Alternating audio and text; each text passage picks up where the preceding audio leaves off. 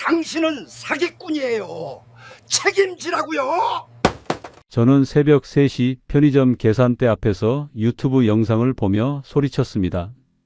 1년 전만 해도 저는 대기업 과장이었어요. 퇴직금 3억 5천만 원을 받았죠. 그런 제가 지금은 시급 10,000원짜리 편의점 야간 알바입니다. 어떻게 이렇게 됐냐고요? 미국 주식이요. 구독자 30만 명의 유튜버를 믿었어요. 전 재산을 넣었고 대출까지 받았습니다. 결과는요? 4억이 2,500만 원이 됐어요. 1년 만에 3억 7,500을 날렸습니다. 집도 잃었어요. 아내는 친정으로 갔고요. 지금부터 제가 어떻게 인생을 망쳤는지 그리고 무엇을 깨달았는지 말씀드릴게요. 안녕하세요. 저는 박성민이라고 합니다. 올해 58세가 됐어요. 서울 강동구에 있는 제법 큰 기업에서 35년을 근무했습니다. 인사팀 과장으로 퇴직했죠. 회사 생활은 평탄했어요. 크게 두각을 나타낸 적도 없지만 실수도 별로 없었습니다. 매년 평가에서 중상위권을 유지했고 동료들과도 원만하게 지냈어요. 임원까지는 못 갔지만 과장으로 마무리한 것도 나쁘지 않다고 생각했습니다. 2024년 11월 말일이 제 마지막 출근 날이었어요. 부서 사람들이 작은 송별회를 열어줬습니다. 꽃다발도 받고 기념품도 받았어요. 다들 수고했다고 건강하게 지내라고 인사해 줬습니다. 고마웠죠. 퇴직금은 3억 5천만 원이 나왔어요. 35년치 치고는 많은 편은 아니었지만 그래도 적지 않은 돈이었습니다. 거기에 그동안 모아둔 적금 5천만 원을 합치니까 4억이 됐어요. 4억이라는 돈은 평생 처음 만져보는 큰 돈이었습니다. 아내 한미숙은 저보다 3살 어린 55세예요.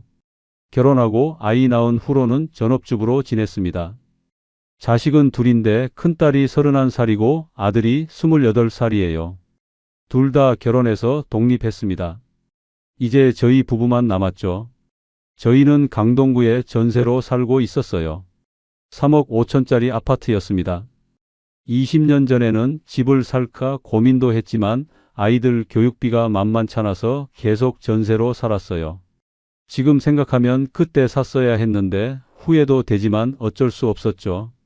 퇴직하고 나니까 시간이 정말 많더군요. 35년 동안 매일 아침 7시에 일어나서 출근 준비하고 저녁 8시에 퇴근하던 생활이 갑자기 사라지니까 허전했어요. 처음 일주일은 그냥 쉬었습니다. 낮잠도 자고 산책도 하고 밀린 드라마도 봤어요. 그런데 2주가 지나니까 불안해지더라고요. 4억이라는 돈이 있긴 하지만 저는 65세가 돼야 국민연금을 받을 수 있었어요. 7년을 이 돈으로 버텨야 한다는 계산이 나왔습니다.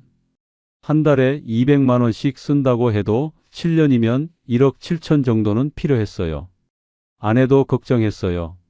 성민 씨, 우리 이 돈으로 7년을 어떻게 버텨요? 전세금도 나중에 빼야 하잖아요. 저도 고민이었습니다. 은행 적금에 넣어두기엔 금리가 너무 낮았어요. 연 3%라고 쳐도 1년에 1,200만 원밖에 안 됐습니다. 그때 제 머릿속에 한 가지 생각이 스쳤어요. 투자를 해볼까? 적금보다는 수익률이 높은 뭔가를 해야 할 것 같았습니다.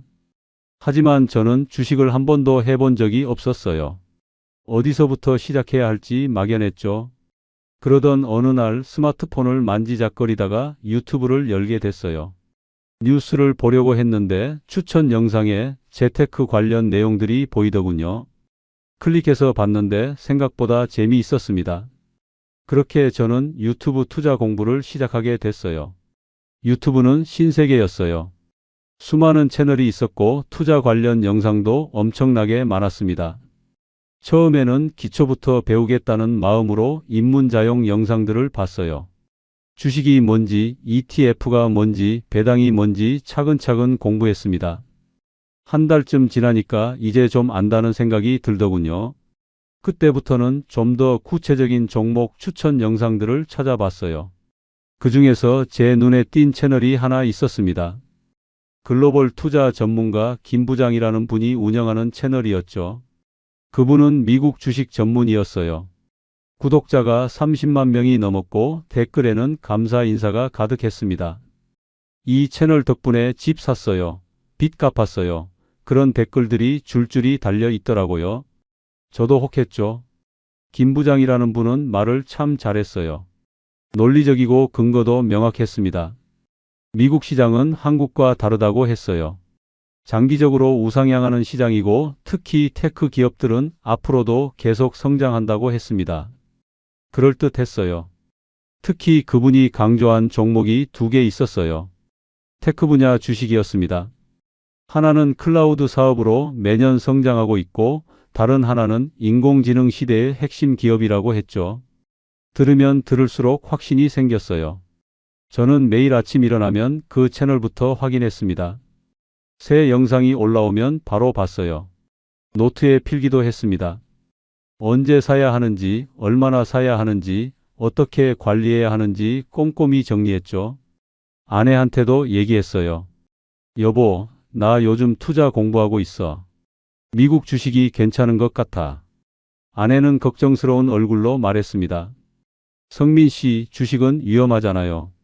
우리 그냥 안전하게 적금에 넣어두면 안 돼요? 저는 아내를 설득했어요. 적금으로는 안 돼. 금리가 너무 낮아. 7년 동안 버티려면 뭔가 수익을 내야 해. 미국 주식은 한국 주식이랑 달라. 장기적으로 계속 오른다고. 아내는 반신반의했지만 결국 제 뜻을 따랐습니다. 2025년 1월 초였어요. 저는 증권 계좌를 개설했습니다. 해외 주식 거래가 가능한 계좌였죠. 생각보다 절차는 간단했어요. 앱을 깔고 신분증 인증하고 계좌번호 입력하면 끝이었습니다. 처음에는 조심스럽게 시작하려고 했어요. 1억 정도만 넣어볼까 생각했죠. 그런데 김 부장의 영상을 또 보니까 이런 말이 나오더군요. 투자는 집중이다. 분산하면 수익도 분산된다. 확신이 있으면 과감하게 가야 한다. 고민했습니다. 3억 5천을 다 넣을까? 너무 위험한 거 아닐까? 하지만 김 부장의 말이 계속 맴돌았어요. 그분은 20년 넘게 미국 시장을 연구한 전문가라고 했습니다. 수많은 구독자들이 믿고 따르는 사람이었죠. 결국 저는 결정했어요. 3억 5천만 원 전부를 미국 주식에 투자하기로요. M에 2억, N에 1억 5천. 그렇게 배분했습니다. 1월 15일 저는 매수 버튼을 눌렀어요. 거래가 체결됐다는 알림이 왔습니다. 가슴이 두근거렸어요. 이제 저도 투자자가 됐구나. 미국 시장에 진출한 거구나. 왠지 모를 자부심 같은 게 생기더라고요. 아내한테 자랑했습니다. 여보, 나 오늘 투자했어. 이제 우리도 글로벌 투자자야. 아내는 불안한 표정이었지만 저는 확신에 차 있었어요. 김 부장이 그랬거든요. 처음에는 불안하지만 시간이 지나면 수익이 난다고요. 저는 그 말을 믿었습니다. 매일 아침 주가를 확인하는 게 일과가 됐죠. 투자하고 나서 첫 일주일은 정말 행복했어요. M 주가가 조금씩 오르더군요. 매일 아침 눈 뜨자마자 스마트폰을 켰습니다. 증권 앱을 열어서 수익률을 확인하는 게 하루의 시작이었어요. 플러스 2%, 플러스 3% 숫자가 올라갈 때마다 기분이 좋았습니다. N은 더 좋았어요. 일주일 만에 5%가 올랐습니다. 1억 5천에서 750만 원의 수익이 난 거예요. 이게 바로 투자구나 싶었죠. 은행 적금에 1년 넣어도 못 버는 돈을 일주일 만에 번 겁니다. 아내한테도 자랑했어요. 여보, 벌써 750 올랐어. 내가 말했잖아. 미국 주식은 다르다고. 아내도 처음으로 웃는 얼굴을 보였어요. 그래요? 정말요? 그럼 우리 이거 계속하면 되겠네요.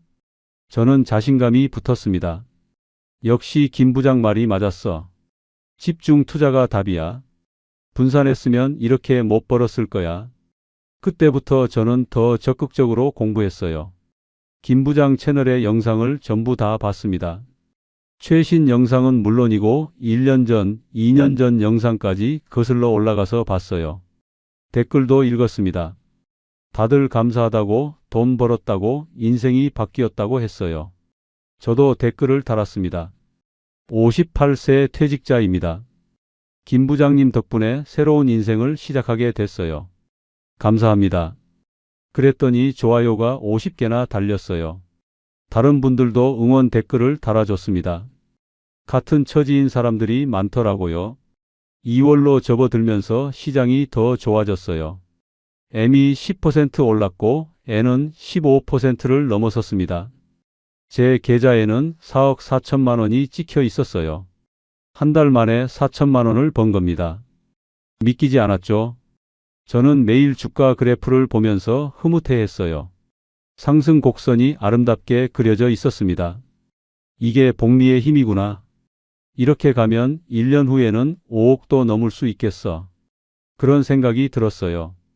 아내도 이제는 완전히 마음을 놓은 것 같았어요. 성민 씨 대단해요. 이렇게 투자를 잘하실 줄 몰랐어요. 우리 이제 노후 걱정 안 해도 되겠네요. 아내의 칭찬에 저는 어깨가 으쓱했습니다. 35년 동안 회사에서 인정받지 못했던 게 한순간에 보상받는 기분이었죠. 친구들한테도 얘기했어요. 대학 동기 모임이 있었거든요. 다들 은퇴하거나 은퇴를 앞두고 있는 나이였습니다. 노후 준비 어떻게 하냐는 얘기가 나왔을 때 저는 자연스럽게 미국 주식 얘기를 꺼냈어요. 친구들이 관심을 보였습니다. 야, 성민아, 너 진짜 그렇게 벌었어? 위험하지 않아? 저는 자신 있게 대답했죠. 위험하긴 뭐가 위험해. 미국 시장은 한국이랑 다르다니까.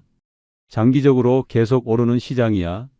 나도 처음엔 걱정했는데 해보니까 별거 아니더라. 친구 한 명이 물었어요. 그럼 나도 좀 가르쳐줘. 어떻게 시작하는 거야?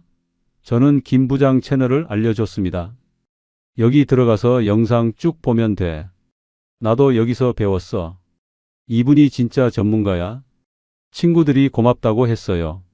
집에 돌아오는 길에 기분이 정말 좋았어요. 친구들한테 인정받는 기분. 퇴직 후에 처음 느껴보는 성취감이었습니다. 나도 뭔가 잘할 수 있는 게 있구나. 투자라는 새로운 영역에서 성공하고 있구나. 그런 자부심이 생겼죠. 3월 초 수익률이 20%를 넘어섰어요. 계좌에는 4억 2천만 원이 있었습니다. 2달 만에 7천만 원을 번 겁니다. 이 정도면 1년에 4억은 벌 수 있겠다는 계산이 나왔어요. 그럼 전세 살 필요 없이 집도 살 수 있겠다는 생각까지 들었습니다. 김 부장의 영상도 계속 긍정적이었어요. 미국 경제는 튼튼하다. 빅테크는 계속 성장한다. 인공지능 시대는 이제 시작이다. 그런 메시지들이었죠. 댓글에도 수익 인증이 넘쳐났습니다. 저도 한번 인증 댓글을 달았어요. 2달 만에 7천 수익 났습니다. 김 부장님 정말 감사합니다. 그 댓글에 100개가 넘는 좋아요가 달렸어요. 축하한다는 댓글도 여러 개 달렸습니다. 저는 마치 투자 고수가 된 것 같은 기분이었어요. 이제는 제가 다른 사람들한테 조언도 해줄 수 있겠다는 생각까지 들었죠. 큰딸이 전화를 했어요. 아빠, 요즘 어떻게 지내세요? 저는 신나서 얘기했습니다. 아빠가 요즘 투자 공부해서 돈 좀 벌고 있어. 너희들 걱정 안 해도 돼. 딸이 조심하라는 말을 했지만 저는 대수롭지 않게 넘겼어요. 괜찮아, 아빠가 알아서 해. 걱정 마. 그날 밤 잠자리에 들면서 저는 행복했어요. 퇴직 후에 이렇게 새로운 길을 찾을 줄 몰랐습니다. 투자로 성공하는 제 모습이 그려졌어요. 몇 년 후에는 억대 자산가가 돼 있을 거라는 상상도 했죠. 아내에게 말했습니다. 여보, 우리 인생 이제 시작이야. 앞으로 더 잘 될 거야. 아내도 웃으면서 대답했어요. 그래요, 당신 믿어요. 우리 행복하게 살아요. 저는 아내의 손을 꽉 잡았습니다. 그때 저는 정말 확신에 차 있었어요. 이 투자는 성공할 거라고, 우리 노후는 안전하다고 믿었습니다. 3월 중순부터 뭔가 이상한 징조가 보이기 시작했어요. 주가가 오르락내리락 하더니 어느 날 갑자기 뚝 떨어졌습니다. M이 하루 만에 5% 빠졌어요. N도 7%가 내려갔죠. 계좌를 확인하니까 2,500만 원이 증발해 있었습니다. 처음에는 당황했어요. 뭐지? 무슨 일이지? 뉴스를 찾아봤습니다. 미국 연방준비제도에서 금리 인상을 시사했다는 기사가 나왔더군요. 그게 뭔지 정확히는 몰랐지만 나쁜 신호인 건 알았어요. 하지만 곧 회복되겠지 싶었습니다. 김 부장의 영상을 확인했어요. 마침 새 영상이 올라와 있었습니다. 제목이 단기 조정은 기회다였어요. 영상을 보니까 이렇게 말하더군요. 시장은 항상 등락을 반복한다. 이럴 때 패닉에 빠지면 안 된다. 오히려 물타기 기회다. 그 말을 듣고 안심했어요. 하지만 다음 날도 주가는 떨어졌습니다. 그 다음 날도 마찬가지였어요. 일주일 사이에 제 계좌는 4억 2천에서 3억 8천으로 줄어들었습니다. 4천만 원이 날아간 거예요. 2달 동안 번 수익이 전부 사라졌죠. 아내가 걱정하기 시작했어요. 성민 씨, 이거 괜찮은 거예요? 계속 떨어지는데? 저는 애써 태연한 척 했습니다. 괜찮아. 일시적인 조정이야. 곧 회복된다고. 전문가가 그랬어. 하지만 속으로는 불안했어요. 이게 정말 일시적인 걸까? 4월로 넘어가면서 상황은 더 악화됐어요. 미국 증시 전체가 흔들리고 있었습니다. 빅테크 기업들의 실적 전망이 하향 조정됐다는 뉴스가 나왔어요. 중국과의 무역 갈등이 심화된다는 얘기도 있었죠. 매일 악재만 쏟아졌습니다. 제 계좌는 3억 5천으로 떨어졌어요. 원금이 깨진 겁니다. 마이너스 10%였죠. 7천만 원이 증발했습니다. 믿을 수가 없었어요. 2달 전만 해도 7천만 원을 벌었는데 이제는 7천만 원을 잃은 겁니다. 밤에 잠을 이룰 수가 없었어요. 눈을 감으면 빨간색 숫자들이 보였습니다. 마이너스 10%, 마이너스 2천만 원, 마이너스 3천만 원. 숫자가 계속 커지는 악몽을 꿨어요. 새벽에 벌떡 일어나서 주가를 확인하는 게 습관이 됐습니다. 김 부장의 영상을 또 찾아봤어요. 지금이 진짜 기회다라는 제목이었습니다. 영상에서 그는 이렇게 말했어요. 시장이 패닉 상태일 때가 매수 타이밍이다. 공포에 사서 탐욕에 팔아라. 위대한 투자자들은 모두 이렇게 부를 축적했다. 물타기를 하라. 물타기. 그 단어가 제 머릿속에 박혔어요. 지금 더 사면 평단가가 낮아진다. 주가가 회복되면 더 큰 수익을 낼 수 있다. 논리적으로 맞는 말이었습니다. 하지만 문제는 돈이 없다는 거였어요. 3억 5천을 이미 다 넣었거든요. 며칠 밤을 고민했습니다. 어떻게든 추가 자금을 마련해야 한다는 생각뿐이었어요. 적금을 깨볼까? 아니야, 적금은 5천만 원밖에 안 돼. 그걸로는 부족해. 그럼 뭘 해야 하지? 그러다가 한 가지 방법이 떠올랐습니다. 전세 담보 대출. 우리가 살고 있는 집의 전세금이 3억 5천만 원이었어요. 이걸 담보로 대출을 받으면 2억 정도는 나올 것 같았습니다. 2억이면 충분히 물타기를 할 수 있어요. 평단가를 확 낮출 수 있죠. 주가가 조금만 회복돼도 본전은 뽑을 수 있을 거예요. 하지만 아내한테 어떻게 말하지? 이게 가장 큰 문제였습니다. 전세금에 손대는 건 정말 위험한 일이거든요. 만약 투자에 실패하면 살던 집에서 쫓겨날 수도 있어요. 하지만 성공하면 모든 걸 만회할 수 있습니다.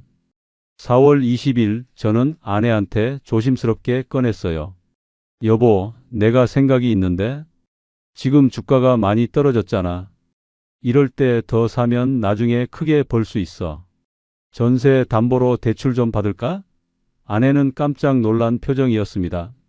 뭐라고요? 전세금으로요? 그건 안 돼요. 성민 씨, 정신 차려요. 벌써 7천 날렸잖아요. 더 잃으면 어떡해요? 아내의 목소리가 떨렸어요. 저는 필사적으로 설득했습니다. 지금이 기회야. 전문가도 그래. 지금 사면 평단가가 낮아져서 나중에 훨씬 유리해. 아내는 고개를 저었어요. 안 돼요. 절대 안 돼요. 우리 집까지 위험에 빠뜨릴 순 없어요. 성민 씨, 제발 정신 차려요. 하지만 저는 이미 결심한 상태였습니다. 제 고집을 꺾을 수가 없었어요. 결국 아내와 큰 소리로 말다툼을 했습니다. 당신은 몰라. 투자가 뭔지도 모르면서. 나는 2달 동안 공부했어. 전문가 말도 들었고 지금 안 하면 평생 후회해. 아내는 눈물을 글썽이며 방으로 들어가 버렸어요. 저는 홀로 거실에 앉아 있었습니다. 가슴이 답답했지만 물러설 수 없었어요. 다음 날 아침 아내는 저한테 말도 안 하고 나갔어요. 친정에 간 것 같았습니다. 저는 그날 바로 은행에 갔어요. 전세 담보 대출 상담을 받았습니다. 3억 5천짜리 전세에서 2억까지 가능하다고 했어요. 금리는 연 5%였습니다. 잠깐 망설였어요. 연 5%면 1년에 1,000만 원의 이자를 내야 합니다. 부담이 큰 금액이었죠. 하지만 주식으로 10%만 수익을 내면 이자는 충분히 감당할 수 있어요. 아니, 20%, 30%도 가능해. 저는 대출 신청서에 서명했습니다. 일주일 후 2억이 제 계좌에 들어왔어요. 저는 바로 그 돈으로 주식을 샀습니다. M에 7천, N에 1억 3천. 이제 총 투자금은 5억 5천만 원이 됐어요. 평단가가 확실히 낮아졌습니다. 이제 조금만 올라도 손익분기점을 넘어요.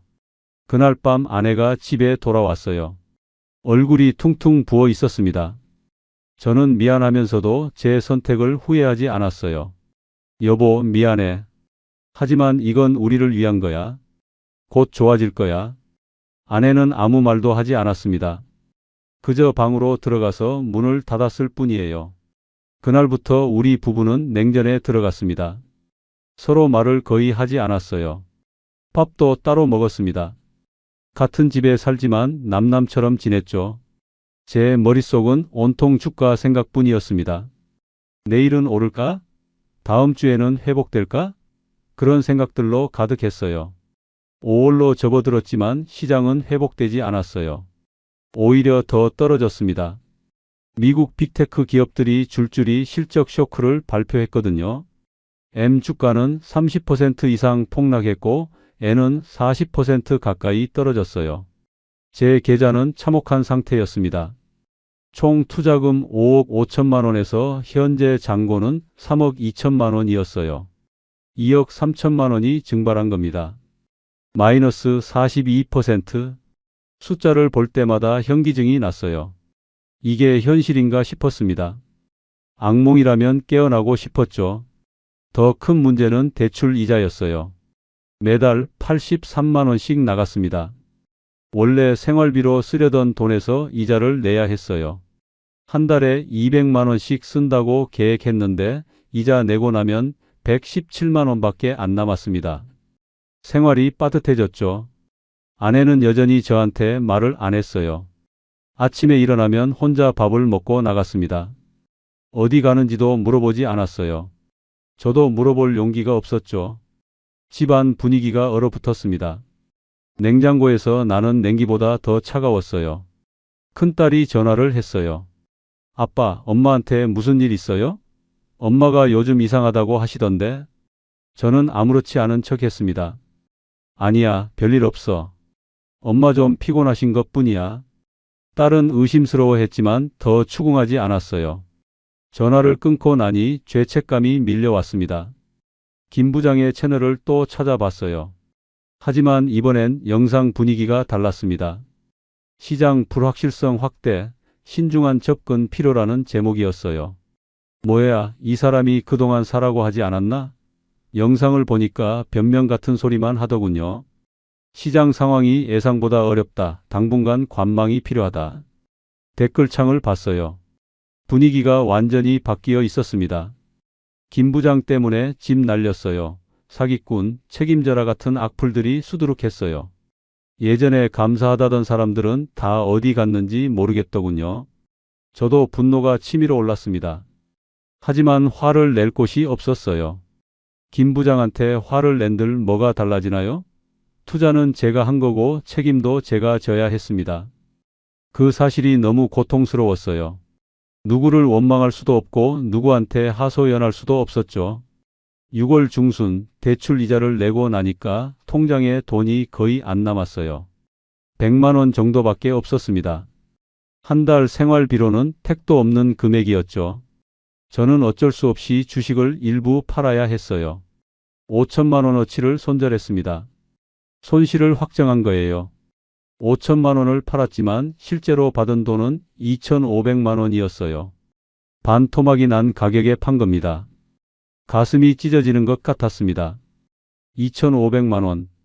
젊었을 때 1년 월급이었어요. 그 돈이 한순간에 증발한 거죠. 그날 저녁 아내가 통장을 보더니 물었어요. 이게 뭐예요? 왜 이렇게 돈이 없어요? 오랜만에 아내가 말을 걸었지만 반가운 대화는 아니었습니다. 저는 사실대로 말했어요. 주식을 좀 팔았어. 생활비가 필요해서. 아내 얼굴이 하얗게 질렸어요. 얼마나 잃었는데요? 정확히 말해봐요. 저는 차마 말을 못했습니다. 한참을 망설이다가 작은 목소리로 말했어요. 한 2억 정도. 아내는 주저앉았습니다. 2억이요? 2억을 날렸다고요? 그날 밤 아내는 친정으로 갔어요. 짐을 싸서 나가더군요. 당분간 친정에서 지내겠다고 했습니다. 저는 붙잡지 못했어요. 붙잡을 자격이 없다고 생각했죠. 제가 이 모든 걸 망쳤으니까요. 아내가 나간 후 집은 텅 비었습니다. 혼자 남은 집에서 저는 매일 술을 마셨어요. 편의점에서 소주를 사다가 거실 바닥에 앉아서 마셨습니다. 취하면 잠깐이나마 현실을 잊을 수 있었거든요. 하지만 아침이 되면 숙취와 함께 현실이 다시 찾아왔어요. 7월 초 계좌를 확인했습니다. 3억이 남아 있었어요. 원금 5억 5천에서 2억 5천을 잃은 겁니다. 거기다 2억의 대출까지 갚아야 했습니다. 결국 실제로 제 손에 남은 건 1억 뿐이에요. 35년 퇴직금과 평생 모은 적금 모두 합쳐 4억이었던 돈이 1억으로 줄어든 겁니다. 아들이 찾아왔어요. 아빠, 이게 무슨 일이에요? 엄마한테 들었어요. 주식으로 돈 날렸다면서요? 저는 아들 얼굴을 똑바로 볼 수가 없었습니다. 미안하다. 아빠가 잘못했다. 그것밖에 할 말이 없었어요. 아들은 한숨을 쉬었어요. 아빠, 이제 어떻게 할 거예요? 엄마는 이혼 생각하신대요. 이혼. 그 단어가 가슴에 박혔습니다. 30년을 함께 산 아내가 저를 떠나려 한다고요? 이해는 됐어요. 제가 모든 걸 망쳤으니까요. 7월 중순 집주인한테 연락이 왔어요. 전세 계약이 석 달 후면 만기라는 얘기였습니다. 그때 나가줄 수 있냐고 물었어요. 집을 팔 계획이 있다고 했죠. 저는 멍했습니다. 집까지 나가야 한다고요? 갈 곳이 없는데. 대출을 갚으려면 주식을 다 팔아야 했어요. 3억을 팔면 실제로 받는 돈은 1억 8천 정도였습니다. 거기서 대출 2억을 갚으면 8천만 원이 남아요. 8천만 원으로 어떻게 살죠? 전세도 못 구하는 금액이었습니다. 저는 완전히 무너졌어요. 소파에 누워서 천장만 바라봤습니다. 이게 내 인생인가? 35년을 성실하게 일했는데 끝이 이거야? 눈물이 나왔어요. 58년 인생에서 처음으로 소리 내어 울었습니다. 아무도 없는 집에서 혼자 울었어요. 휴대폰을 봤어요. 김 부장 채널은 여전히 영상을 올리고 있었습니다. 다음 기회를 준비하라는 제목이더군요. 구독자는 20만 명으로 줄어 있었어요. 10만 명이 떠난 겁니다. 저도 구독 취소를 눌렀습니다. 이제 그 채널은 보고 싶지도 않았어요. 밤에 잠을 자려고 누웠지만 잠이 안 왔어요. 머릿속으로 지난 8개월이 주마등처럼 지나갔습니다. 1월에 투자를 시작할 때의 설렘, 2월에 수익이 났을 때의 기쁨, 3월부터 시작된 하락, 4월에 대출까지 받았던 결정, 5월부터 6월까지의 폭락, 그리고 지금의 파멸. 모든 게 제 선택이었어요. 아무도 강요하지 않았습니다. 유튜브를 본 것도, 김 부장을 믿은 것도, 전 재산을 넣은 것도, 대출까지 받은 것도 전부 제가 한 일이에요. 변명의 여지가 없었습니다. 저는 제 자신이 너무 한심했어요. 8월이 됐어요. 더위가 기승을 부렸지만 저는 에어컨도 잘 안 켰습니다. 전기세가 아까웠거든요. 선풍기만 틀고 땀을 흘리며 지냈어요. 밥도 제대로 안 먹었습니다. 식욕이 없었죠. 하루에 한 끼 편의점 도시락이나 라면으로 때웠어요. 아내는 여전히 친정에 있었어요. 한 달에 한 번 정도 문자가 왔습니다. 짧게 안부만 묻는 문자였어요. 저는 답장을 보냈지만 대화는 이어지지 않았습니다. 아내가 저를 용서할 수 없다는 걸 알았어요. 당연했죠. 돈이 바닥났어요. 통장에 50만 원밖에 없었습니다. 대출 이자를 또 내야 했는데 돈이 없었어요. 주식을 또 팔 수밖에 없었습니다. 1,000만 원어치를 팔았어요. 실제로 받은 돈은 550만 원이었죠. 반토막보다 못한 가격이었습니다. 어느 날 아침 거울을 봤어요. 그동안 제대로 못 봤거든요. 거울 속에 제 모습이 낯설었습니다. 머리는 헝클어져 있고 수염은 덥수룩했어요. 눈은 충혈돼 있었고 얼굴은 헬쑥했습니다. 이게 나야? 58세가 아니라 70세처럼 보였어요. 그날 정신을 차렸습니다. 이러다간 정말 끝이야. 일어나야 해. 뭐라도 해야 해. 저는 샤워를 하고 면도를 했어요. 깨끗한 옷을 입었습니다. 오랜만에 밖으로 나갔어요. 햇빛이 눈부셨습니다. 일자리를 찾기 시작했어요. 58세 남자가 할 수 있는 일이 뭐가 있을까? 경비, 청소, 무엇이든 가리지 않기로 했습니다. 일단 돈을 벌어야 했어요. 대출 이자라도 내야 했고 살아야 했으니까요. 며칠을 돌아다녔습니다. 아파트 경비는 60세 이상만 뽑더군요. 청소는 주로 여자들을 선호했어요. 택배는 너무 힘들 것 같았고요.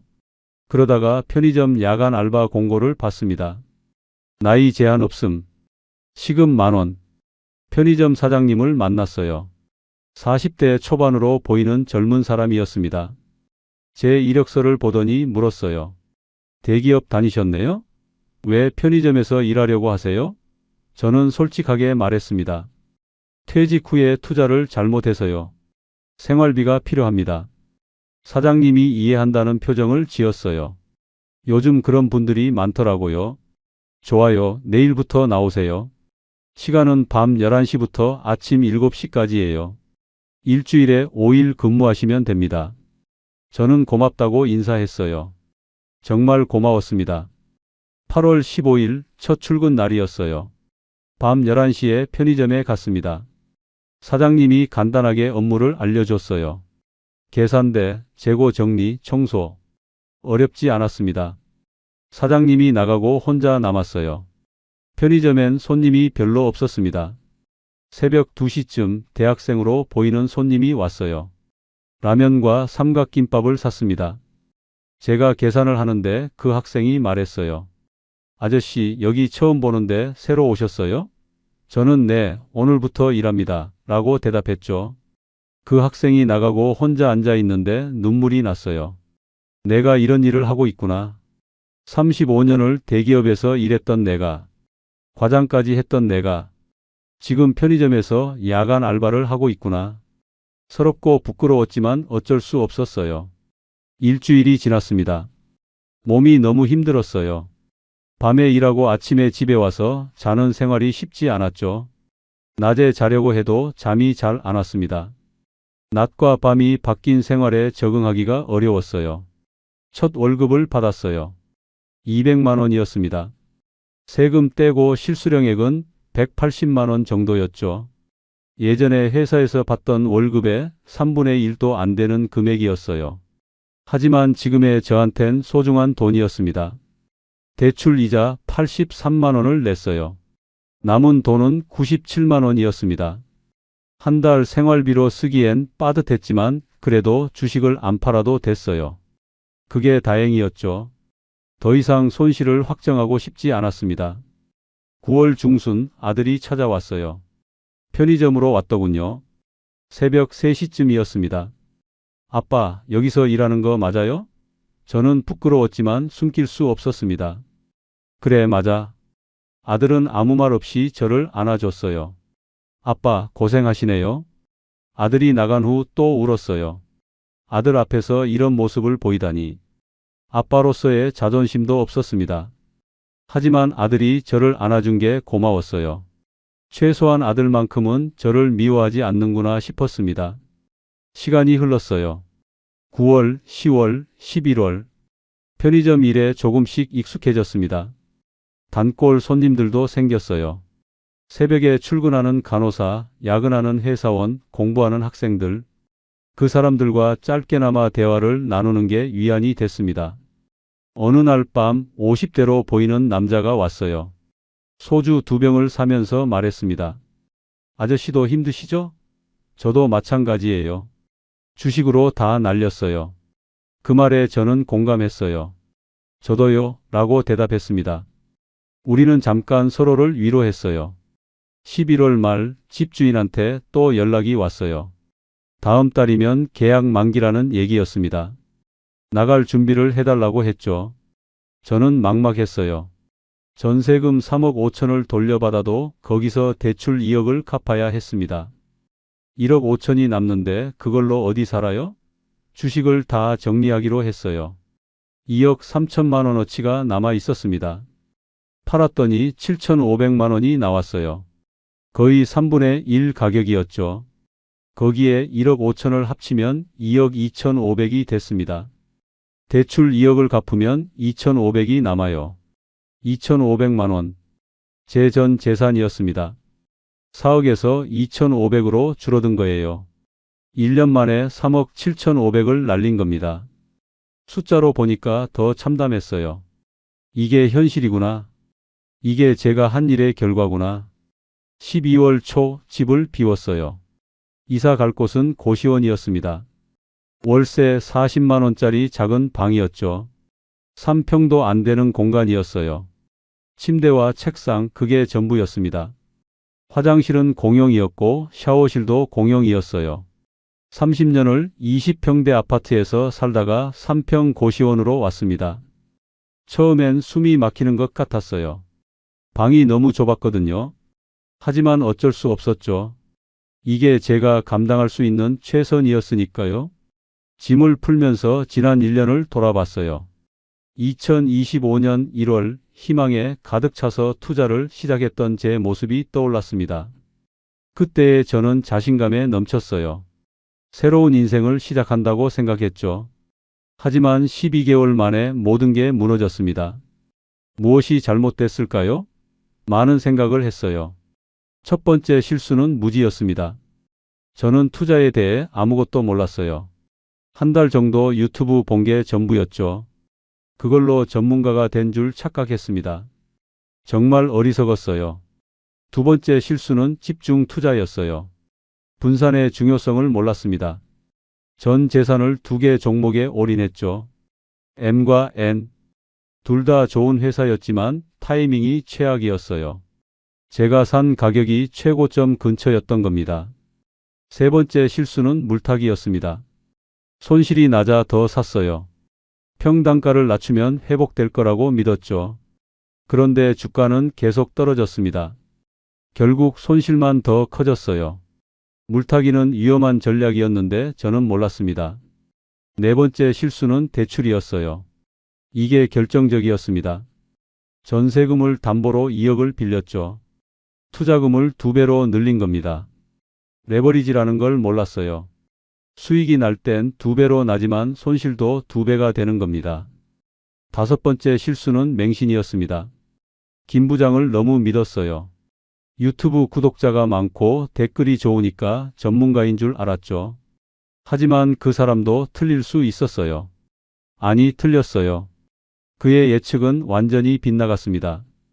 여섯 번째 실수는 욕심이었어요. 처음엔 안전하게 가려고 했습니다. 1억만 넣으려고 했죠. 그런데 욕심이 생겼어요. 더 빨리, 더 많이 벌고 싶었습니다. 그래서 전부 넣었고 대출까지 받았어요. 욕심이 저를 망쳤습니다. 일곱 번째 실수는 아내 말을 안 들은 거예요. 아내는 처음부터 걱정했습니다. 위험하다고 조심하라고 했죠. 대출 받을 때도 극구 반대했어요. 하지만 저는 아내를 무시했습니다. 제가 더 잘 안다고 생각했죠. 정말 후회됩니다. 고시원 방에 앉아서 이런 생각들을 했어요. 반성문을 쓰는 기분이었습니다. 제 잘못을 하나하나 되새겼죠. 이렇게라도 해야 교훈을 얻을 수 있을 것 같았어요. 같은 실수를 반복하지 않으려면 제대로 반성해야 했습니다. 12월 중순 아내한테 연락했어요. 오랜만에 만나자고 했습니다. 아내는 동의했어요. 집 근처 카페에서 만났습니다. 석 달 만에 보는 아내는 많이 야윈 것 같았어요. 제 탓이었죠. 미안해. 정말 미안해. 제가 먼저 사과했습니다. 당신 말을 들었어야 했어. 내가 모든 걸 망쳤어. 용서해달라고 할 자격도 없지만 그래도 미안하다고 말하고 싶었어. 아내는 조용히 듣고 있었어요. 한참 후에 아내가 입을 열었어요. 성민 씨, 화가 많이 났어요. 당신이 미웠어요. 우리가 평생 모은 돈을 날렸잖아요. 집까지 잃었어요. 이혼해야 하나 정말 많이 고민했어요. 제 가슴이 철렁 내려앉았습니다. 하지만 아내는 계속 말했어요. 그런데 생각해 봤어요. 당신이 나쁜 사람은 아니잖아요. 30년을 성실하게 살았어요. 가족을 위해 열심히 일했고요. 투자도 우리를 위한 거였잖아요. 방법이 잘못됐을 뿐이지.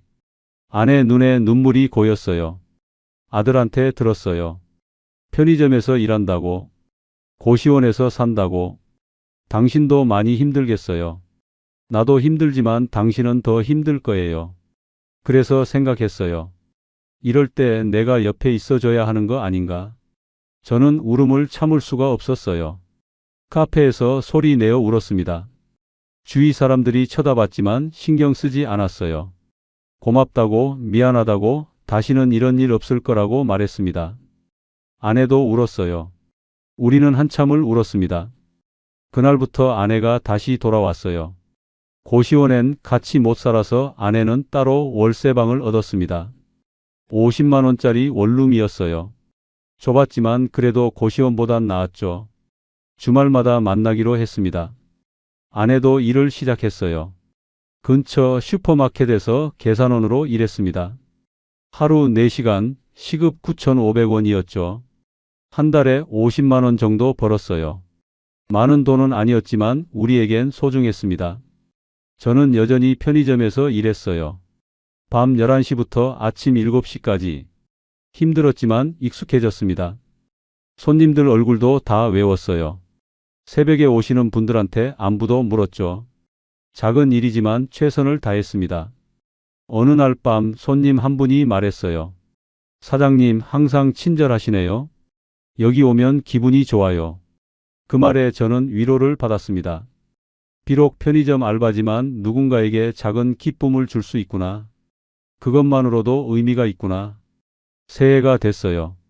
2026년 1월이었습니다. 작년 이맘때는 투자를 시작했었죠. 희망에 부풀어 있었습니다.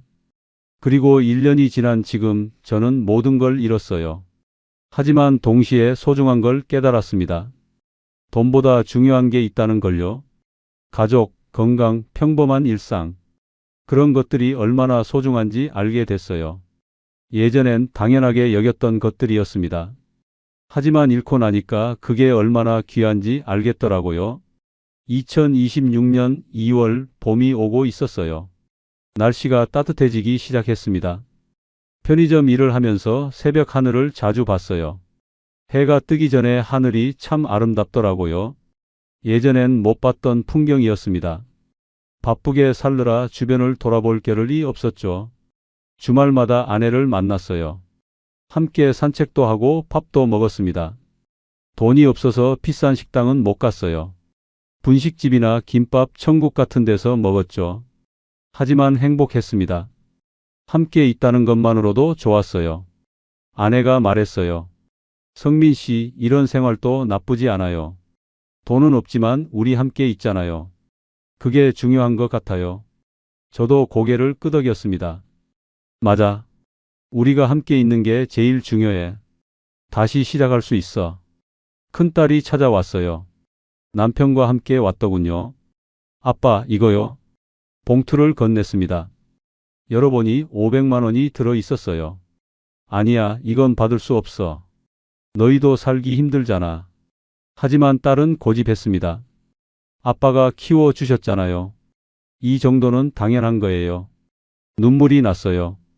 고맙다. 정말 고맙다. 딸을 꽉 안았습니다. 내가 이런 꼴이 됐는데도 내가 이렇게 챙겨주니 아빠는 행복하다. 딸도 울었어요. 아빠, 힘내세요.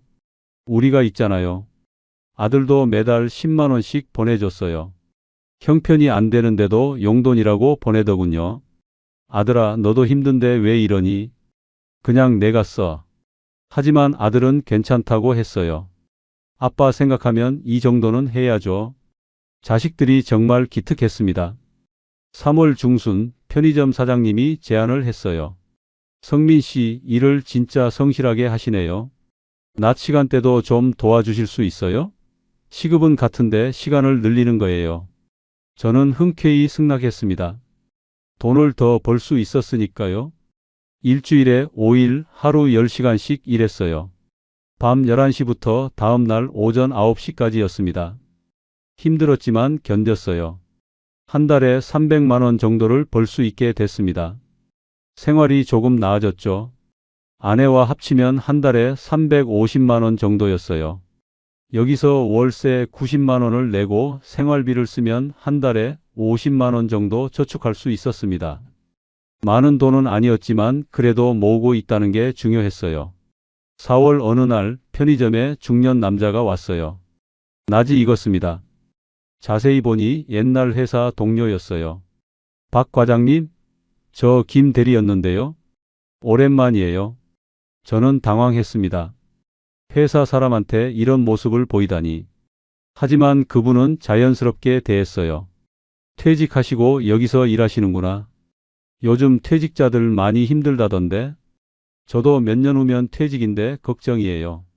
저는 솔직하게 말했습니다. 투자 잘못해서 이렇게 됐어요. 조심하세요. 그분이 고개를 끄덕였어요. 그렇군요. 힘내세요, 과장님. 언제 어디서든 응원할게요. 그렇게 말하고 나가셨어요. 처음엔 부끄러웠지만 나중엔 괜찮았습니다. 숨길 필요 없었어요. 이게 제 현실이니까요. 5월이 됐어요. 날씨가 정말 좋았습니다. 아내와 함께 한강공원을 걸었어요. 돗자리를 깔고 앉아서 편의점에서 산 간식을 먹었습니다. 비싼 레스토랑보다 이게 더 좋더라고요. 소박하지만 행복했습니다. 아내가 말했어요. 성민 씨, 우리 이제 괜찮을 거예요. 천천히 다시 일어설 수 있어요. 저도 그렇게 믿었습니다. 시간은 걸리겠지만 우리는 다시 시작할 수 있어요. 이번엔 욕심 부리지 않고 성실하게 살 거예요. 지난 1년 반을 돌아보면 악몽 같았어요. 사억을 잃었고 집도 잃었습니다. 아내와도 헤어질 뻔했죠. 모든 게 제 잘못이었어요. 무지와 욕심, 오만함이 저를 망쳤습니다. 하지만 배운 것도 많았어요. 투자가 얼마나 위험한지 뼈저리게 깨달았습니다. 유튜브나 인터넷 정보를 맹신하면 안 된다는 것도 알았죠. 전문가라고 해서 다 옳은 건 아니라는 것도 배웠어요. 가장 큰 교훈은 욕심을 버리는 거였습니다. 빨리 많이 벌고 싶은 마음. 그게 화근이었어요. 투자는 도박이 아닙니다. 시간과 인내가 필요한 거예요. 그걸 몰랐던 제가 어리석었죠. 또 하나 깨달은 건 가족의 소중함이었어요. 돈을 다 잃었을 때 곁에 남아준 사람들, 아내와 자식들이었습니다. 그들이 없었다면 저는 일어서지 못했을 거예요. 가족이 제 힘이었습니다. 지금 저는 59세예요. 편의점에서 일하면서 하루하루를 삽니다. 화려하지 않아요. 평범하고 소박한 일상이죠. 하지만 불행하지 않습니다. 아내와 함께 있고 자식들이 응원해줘요. 그것만으로 충분합니다. 앞으로 7년 후면 국민연금을 받을 수 있어요. 그때까지 일하면서 조금씩 저축할 겁니다. 다시는 투자 같은 건 하지 않을 거예요. 은행 예금으로 충분해요. 적어도 잃을 염려는 없으니까요. 젊은 분들한테 하고 싶은 말이 있어요. 투자하실 거면 제대로 공부하세요. 유튜브 몇 개월 본다고 되는 게 아닙니다. 최소한 1년 이상 공부하고 소액으로 시작하세요.